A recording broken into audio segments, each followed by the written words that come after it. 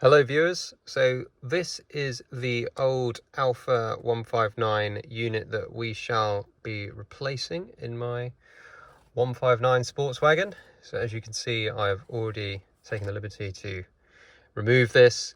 Quite a simple job to do really. I got a set of these from Halfords for £5, the radio removal keys, which just look like these handy little pins. And just with the radio, you can see there's the sort of two holes next to the mute button and two by the eject button. So you just insert the keys and then push out ever so slightly, and then the radio will just pop on out quite nicely. And then on the back, you see in here, we've just got the cable. So you've got the sort of power connectors here, some other cables here, which I think are for the steering controls, and then hiding down the back, we've got the little cable for the aerial connection. And then in the rest of the sort of radio cubby, I suppose, we've got this weird sort of double DIN cage with this barrier across the middle. And I believe that this box underneath is the old Blue and Me Bluetooth system. Which I think if you're trying to install a double DIN Carplay unit or head unit, you have to take the whole center console off, this sort of trim around the gear stick, and get to take these vents out at the top here as well, to get access to the screws required to get the center console off and replace that cage. Right, in this box we should have all the gear that we need to fit this head unit to my Alfa 159, so let's take a look.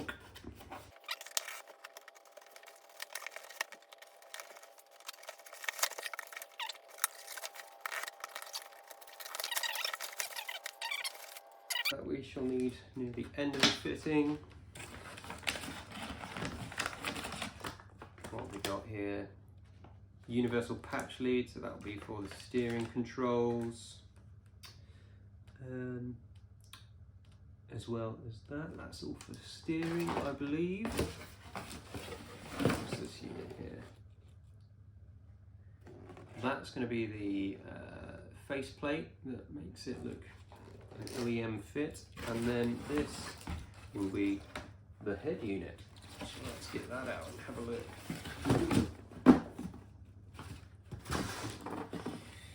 So we've got the Sony XAV-AX4050. So let's open up this box and have a look.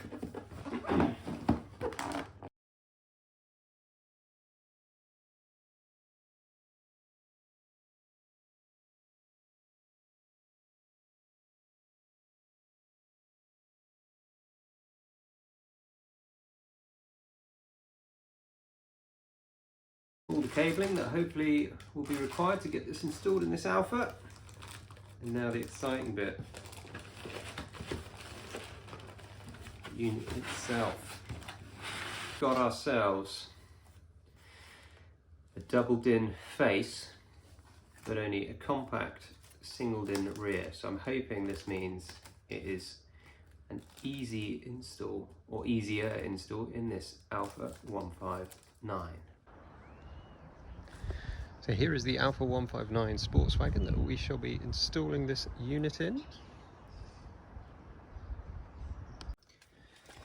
Right, so let's start running through a few parts. So I've got this little aerial adapter here that came as part of my order. So I believe this is what is required to go into the aerial cable that comes standard as from a car.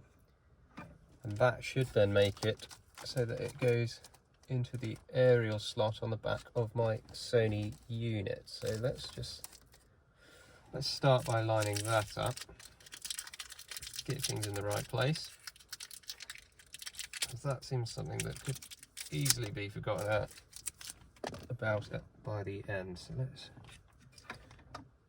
grab that cable. How's that going? In like that, so then That should hopefully give us the aerial signal by the end. Now let's go through these special leads I got for the steering wheel function.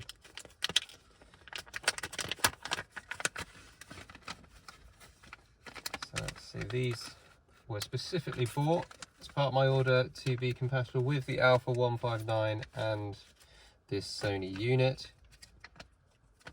And they're from Connects 2, CT multi-lead 0.2, 30cm universal head unit connection lead.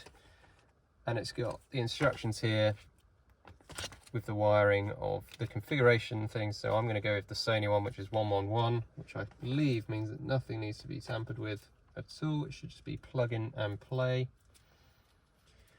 So let's have a look at this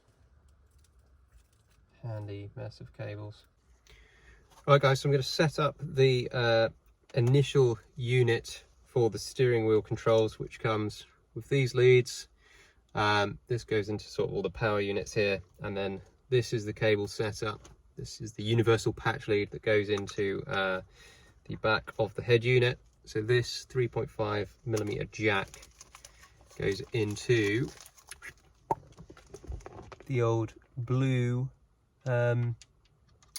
input jack in there, and then that should be, by the time we're finished, the steering wheel controls all good to go, and just need to calibrate from that point. So if we get that patch lead in there, and then this is, what is that, 6 pins, 6-pin connection. So there's one that end and one that end that's 14 pin, I believe, so, or 12 and 14. So that one should go nicely in there and click in, and then we've got the other set of leads on this side, and it will just be that one that just clicks in there nicely. So then we've got all that from the head unit wired up like that. These are the different sort of leads in case you need to wire in specific ones. So there's diagrams on the instructions here about whether any different units need wiring in, but because this is a Sony and it just says to do the 3.5mm jack, we're going to go with that. Right, on to the next bit. Right, so now we've got the steering wheel control wires sort of all plugged into the back of the unit. Let's move on to the next bit. So I like to work from the unit back towards the car, so let's just try and go through a few of these other wires and get in what we need to. So we've got, what's this? This must be the GPS. So handily, it's labelled on the unit as GPS up here, right next to the jack. So let's just get that plugged in, push that in, click, ready to go. That's that sorted, nice and easy. What we've got now here, Bluetooth microphone, also handily, just a 3.5mm jack, and down here into the red input socket. Thankfully it says mic on it, nice and easy to work out. So you pop that in and we'll find a way to put that microphone where I want it a bit later. What else have we got? We've got the USB-C, so that will be for the wired CarPlay and whatnot. Nice and easy, everyone knows what USB-C looks like, but it just got a little port up in that gap on this Sony model, so I'll just plug that in, move that out the way. I don't think I need to use all these. I haven't got any extra audio bits installed or a rear view camera to wire in at this stage, so I think I'll leave them out of the way for now. And then I have got, this must be the power unit, so that will go right in the one remaining slot. That's that sort of connector, quite easy to spot where that goes on here, right next to the 10 amp fuse. Click that one in, and that, I believe, is all the wires that we require for installation. Just start by feeding this USB-C through, so we've got the CarPlay wired through, and I'll find a home for that later. But we just get that stuck in there. Then we've got that to plug in a sec. Let's have a look, what else can we do with that? Let's feed the GPS, I suppose. Okay, get that one without losing my USB.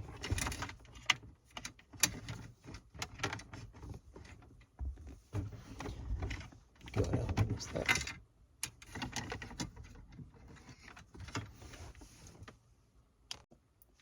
Right, after some substantial fiddling and finding ways to, you know, wire the USB and get the microphone all through, so that's just come through the carpet trim just on the underside here, so you can just see that's just all open at the moment for me to sort out a bit later on.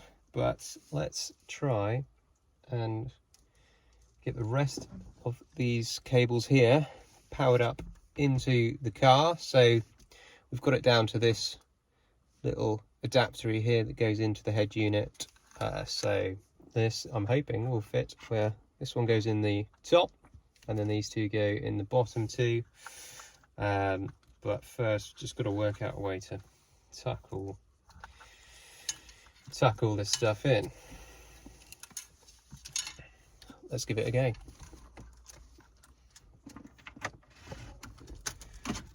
Start by getting that USB back in. You can feed that back through as we go. All those ones in a tangle that way.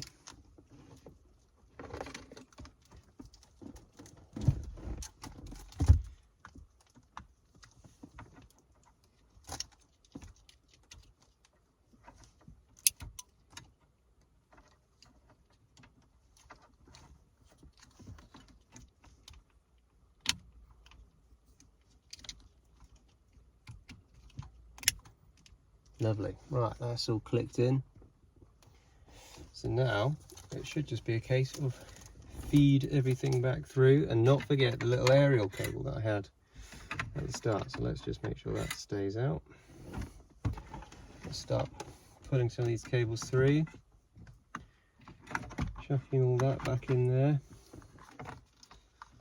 How are we going to make room for all that? I don't know, but we'll find out. We shall find a way. If I can chuck it back without that aerial cable disappearing into the back as well.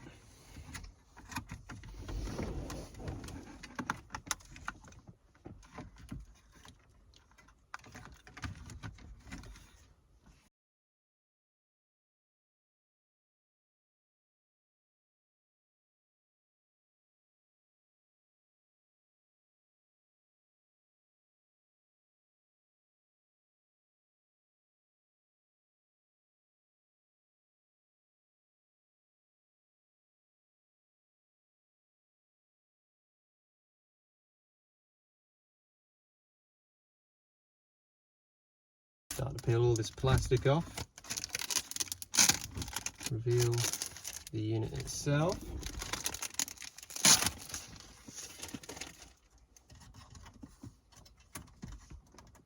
Oh, it's actually got a face sheet on it. That's not going to fit on this car. Let's get that off.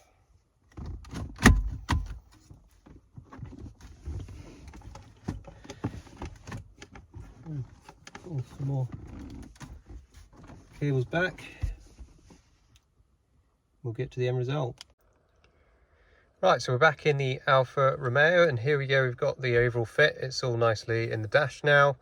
We've got this little faceplate that I purchased that's specific for this car, and as you can see, I don't think it looks out of place overall in terms of the overall look of the car, so I'm quite happy with that finish.